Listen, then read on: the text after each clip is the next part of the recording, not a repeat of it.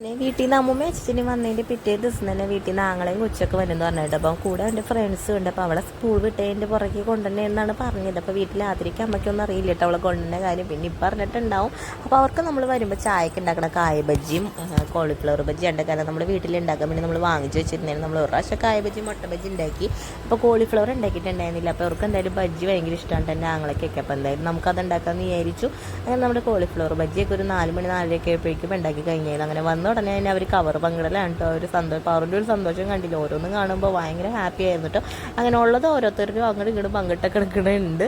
പിന്നെ നമ്മൾ കളിയും ചിരിയൊക്കെ ഉണ്ടായിരുന്നു കേട്ടോ. പിന്നെ ഓട്ടവും ചാറ്റവും പിന്നെ പോണ വരെ നമുക്കൊന്നും റെസ്റ്റ് എടുക്കാൻ പറ്റിയിട്ടില്ല. കാരണം ഓട്ടമായി, കളിയായി, ചിരിയായി, അങ്ങനെ വീടൊക്കെ ഒന്ന് അനങ്ങിയായിരുന്നു.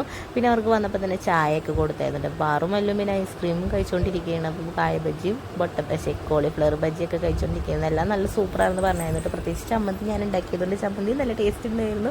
അങ്ങനെ പിന്നെ അവർ വൈകിട്ട് കുറച്ച് കഴിഞ്ഞിട്ട് പോകുമെന്ന് പറഞ്ഞപ്പോൾ തന്നെ നമുക്ക് ഫുഡ് കൊടുത്തിട്ട് വിടാമെന്നുള്ള ഇതായിരുന്നു. അങ്ങനെ നമ്മൾ കുഴിമന്തി വാങ്ങിച്ചു കേട്ടോ. കുഴിമന്തി 2 സൂഫി മന്തിയാണ്. നല്ല ടേസ്റ്റ് ഉണ്ടായിരുന്നിട്ട് മന്തി. അങ്ങനെ ബുദ്ധിയൊക്കെ കഴിച്ച് രാത്രി ഒരു 7 മണി 8 മണിയോട് കൂടി അവർ വേറെ വീട്ടിലോട്ട് പോയി. അപ്പോൾ ഇത്ര ഉള്ളൂ ഇന്നത്തെ വീഡിയോ. പിന്നെ അവർ പോയതിൻ്റെ പുറകെ നമ്മുടെ പാറുവിൻ്റെ കരച്ചിലുണ്ടായിരുന്നു. അവർ പോയപ്പോഴും ഉണ്ടായിരുന്നു കരച്ചിൽ. അപ്പോൾ നല്ല കരച്ചിലായിരുന്നു. എന്താ പറയുക, പോകാനായിട്ട് ഭയങ്കര ഇഷ്ടമാണ് കേട്ടോ അങ്ങോട്ട്. അപ്പോൾ ഇത്ര ഉള്ളൂ ഇന്നത്തെ